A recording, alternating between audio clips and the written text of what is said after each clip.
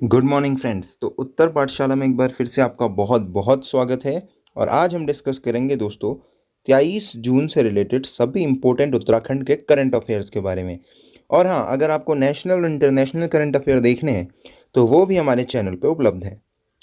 तो आप अभी जा करके उत्तर पाठशाला चैनल का सब्सक्राइब बटन प्रेस कीजिए, प्लेलिस्ट में जाइए और करंट अफेयर्स देखिए।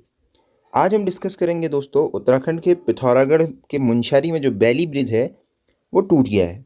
तो देखते हैं उसका क्या महत्व है, क्या उसका असर पड़ेगा और कब तक वो दोबारा बन पाएगा। देहरादून में दिखा है सूर्य ग्रहण। दोस्तों हम बात करेंगे सूर्य ग्रहण के बारे में, देहरादून से उसके दिखे हुए दृश्य के बारे में और कैसे लगता है सूर्य ग्रहण। योग और प्राकृतिक चिकित्सा का नया प्रकोष्ठ उत्तराखंड में बनने जा रहा है। इसके ऊपर भी हम कंप्लीट डिस्कशन करेंगे दोस्तों। अगर आपको वीडियो पसंद आती है तो लाइक करें, चैनल को सब्सक्राइब करें और बेल आइकन को प्रेस करें और साथ ही मैक्सिमम दोस्तों तक शेयर करें। और बहुत ही जल्द दोस्तों हम UKSSSC के ऊपर एक एग्ज़ाम सीरीज भी लॉन्च करने वाले हैं, जिसमें हम प्रीवियस ईयर्स के क्वेश्चन का तो डिस्कशन करेंगे ही, साथ ही ये भी देखेंगे कि इस साल कौन से क्वेश्चंस बहुत ज़्यादा इंपॉर्टेंट हो जाते हैं जो कि UKSSSC के एग्ज़ाम में पूछे जा सकते हैं। तो चलिए शुरू करते हैं। और उससे पहले पिछली बार के क्वेश्चंस का बिल्कुल सही जवाब देने वाले हैं राजेंद्र प्रसाद, साक्षी आर्या, दिशु जोशी, जिसमें पूछा गया था गोविशाण किसका पुराना नाम था। तो गोविशाण काशीपुर का पुराना नाम था। तो चलिए शुरू करते हैं। पिथौरागढ़ जो मुनस्यारी है पिथौरागढ़ में, उसमें एक बैली ब्रिज टूट गया है जो कि धापा में बना था। और यह ब्रिज बहुत ज़्यादा महत्वपूर्ण था। ये क्या करता था कि हमारे बॉर्डर का एक गांव है मिलम, जिसको बाकी उत्तराखंड से जोड़ता था। तो मिलम से जो चीन सीमा है वह वहाँ तक 65 किलोमीटर एक लंबी रोड बन रही है। मिलम से चीन सीमा तक एक 65 किलोमीटर लंबी रोड बन रही है। जहाँ तक कोई भी सामान है, मजदूर है, मशीनरी पहुँचानी है तो वो इसी ब्रिज के थ्रू होती थी। तो इसके टूटने से उस एरिया में काम थोड़ा सा बाधित होगा और आज की क्रिटिकल कंडीशन में ये रोड बहुत ज़्यादा इंपॉर्टेंट हो जाती है। A truck loaded with heavy construction material fell into a gorge. तो जब ये टूटा तो उसके बाद इसका रीजन ये रहा कि एक पोकलैंड मशीन को उस रास्ते से ले जाया जा रहा था। ये देखिए आप, इस तरीके से एक पोकलैंड मशीन को इस ब्रिज से ले जाया जा रहा था और उसी बीच ये ब्रिज टूट गया है। तो ये आप देख सकते हैं दोस्तों, ये है पिथौरागढ़, ये है तेजम, ये है मुनस्यारी और मुनस्यारी से आप देख सकते हैं लीलम। तो यहाँ है लीलम दोस्तों, और ये है मिलम विलेज और ये है मिलम ग्लेशियर। तो ये ओवरऑल जो चल रहा है देख रहे हैं आप, ये एरिया बॉर्डर एरिया है। इस तरफ आप देख सकते हैं त्रिशूल पर्वत है, इस तरफ कैलाश पर्वत है दोस्तों। ये बॉर्डर की वो रोड है मुनस्यारी के थ्रू जो जाती है। तो आप इस मैप से आसानी से समझ सकते हैं कि कितना महत्वपूर्ण ये पुल रहा होगा जो मुनस्यारी में स्थित है। क्योंकि ये है तेजम, पिथौरागढ़ ये रहा और ये रहा तेजम, और ये लीलम का वो एरिया है जहाँ तक ये रोड जाती थी। और यहाँ ऊपर आप देखेंगे तो यहाँ पर आपको मिलम विलेज दिखेगा और यहाँ पर आपको मिलम ग्लेशियर दिखेगा दोस्तों। ये पूरा भारत चीन बॉर्डर का एक बड़ा इंपॉर्टेंट एरिया है दोस्तों।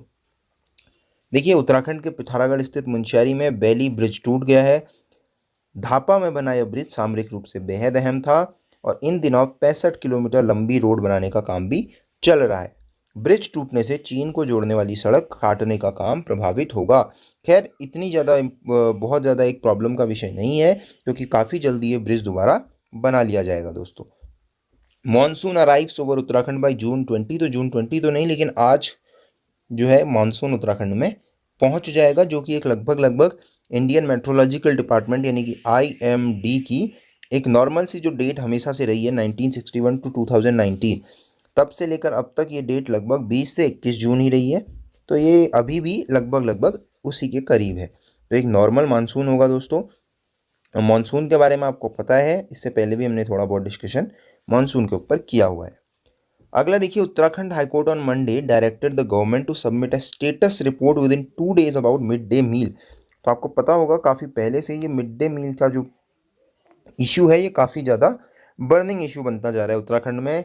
आपने इससे पहले देखा होगा द प्रिंट ने एक RTI लगाई थी, जिसमें पता चला था कि बहुत ज़्यादा बच्चों को लॉकडाउन के टाइम पे न्यूट्रिशियस फूड या न्यूट्रिशियस मील नहीं मिल पाया है। ना पैकेज्ड फूड मिला है, ना किसी तरीके का फूड इंग्रेडिएंट मिला है। उसके बाद से ये काफ़ी एक प्रॉब्लमेटिक सिचुएशन हो रही थी। इसके बाद एक PIL दायर की गई, गवर्नमेंट स्कूल के बारे में चेक किया गया, काफ़ी ज़्यादा इरेगुलरिटीज़ मिली थी दोस्तों। उसके बाद हाई कोर्ट ने मंडे को ये डायरेक्ट किया है गवर्नमेंट को कि वो एक रिपोर्ट पूरी की पूरी सबमिट करे, उसमें ये बताए कि मिड डे मील से रिलेटेड जो भी फंड हैं, जो भी पैसा है, वो बच्चों तक कैसे पहुंचा है, क्या पहुंचा है और कहाँ कहाँ पर के उसमें प्रॉब्लम आई है दोस्तों। मिड डे मील की बात करें तो इसकी ऑफिशियल वेबसाइट है, सॉरी दोस्तों, mdm.nic.in। इसका लॉन्च ईयर है 1995। एजुकेशन और हेल्थ केयर सेक्टर में है, एक्टिव स्टेटस है इसका, और ये लॉन्च की गई थी PV नरसिम्हा राव की गवर्नमेंट के द्वारा। ये आती है ministry of human resource development के अंदर। कमेंट बॉक्स में आप मुझे बताएंगे ह्यूमन रिसोर्स और डेवलपमेंट मिनिस्टर कौन है, सेंटर में human resource and development minister कौन है। अगली बात करें दोस्तों तो a rare celestial event annual solar eclipse. तो एक सूर्य ग्रहण जो है दोस्तों, जो कि 21 जून को हुआ था, उसको देहरादून में ऑब्जर्व किया गया है। ये आप देख सकते हैं, ये है वो सूर्य ग्रहण जिसको देहरादून में देखा गया था। आप देख सकते हैं एक पूरा सोलर सिस्टम है, एक पूरा सन होता है, उसका केवल बाहर का लेयर हमको दिख रहा है, अंदर पूरा का पूरा डार्क रीजन है। तो ये होता कैसे है दोस्तों, ये आप इजीली समझ सकते हैं।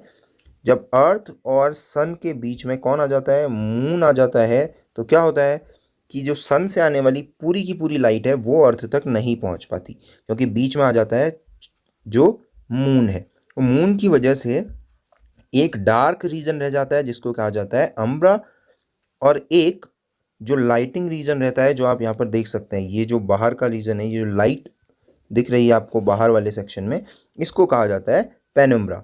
तो इस तरीके से धरती से जब सूरज दिखाई देता है तो वो कुछ ऐसा दिखाई देता है सूर्य ग्रहण के वक्त। तो रीज़न क्या है दोस्तों, जब पृथ्वी और सूर्य के बीच में चंद्रमा आ जाता है तो उस समय सूर्य का पूरा प्रकाश पृथ्वी तक नहीं पहुंच पाता। तो जितना रीजन हमें दिखता है, हम कहते हैं कि बाकी रीजन पे सूर्य ग्रहण है दोस्तों।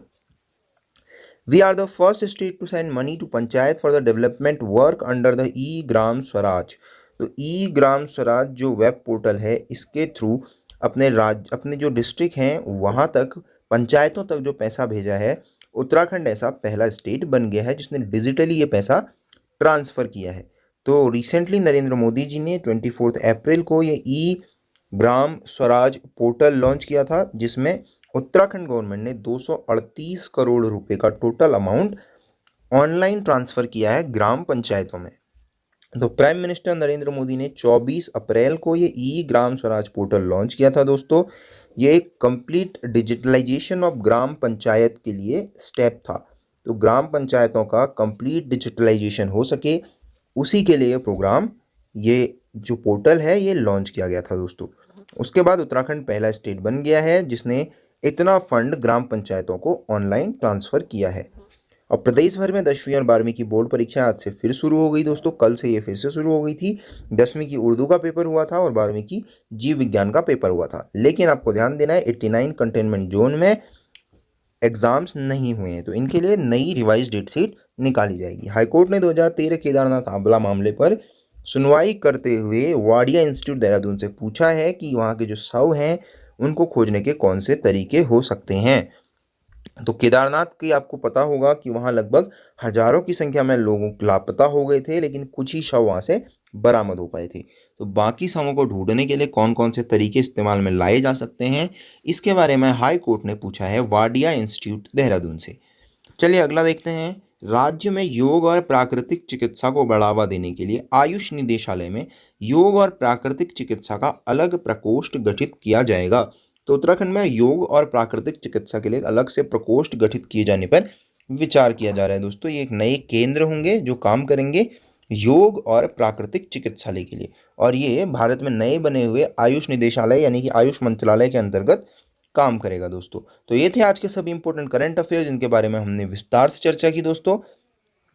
इसी तरीके के करंट अफेयर और अन्य जानकारियों के लिए अभी चैनल को सब्सक्राइब कीजिए और साथ में बेल आइकन को प्रेस कीजिए दोस्तों, ताकि आपको सारी नोटिफिकेशन सबसे पहले मिल जाए। आप हमें फेसबुक, ट्विटर, इंस्टाग्राम के थ्रू भी जुड़ सकते हैं।